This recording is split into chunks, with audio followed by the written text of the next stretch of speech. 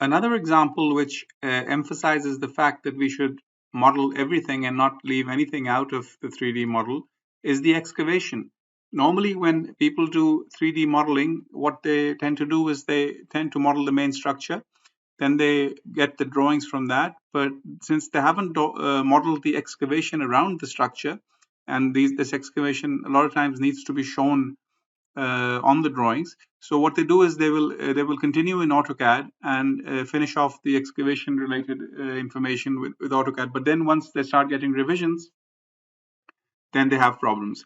So in Comosys, we don't recommend that. So let's go to the excavation macro. It asks for the bottom level.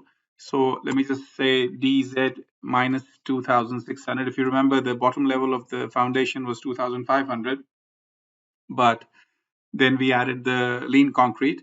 So that's the bottom level now. And then it basically asks me to go around the perimeter of the structure.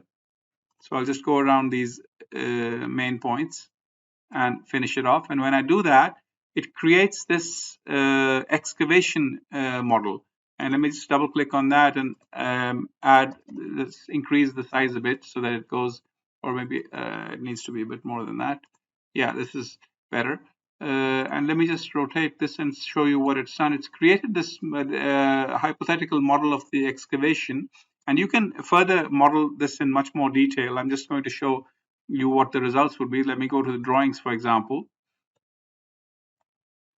And as you can see in the drawings, that excavation now exists as part of the model. And now we can give levels over here. This is plus minus 0 level. This is minus 2,600 and stuff like that. But the point is that because we've modeled it now, we don't need to go to any other software and finish it off over there. We can continue working in Comosys, and that is the basic rule of 3D modeling, that we should not leave anything out. And once again, what I just showed you was probably the simplest model that could have been made.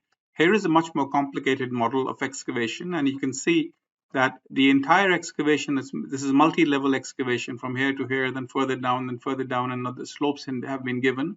It has all been modeled, and a separate drawing has been created just to show the way the excavation is going to be done at the site.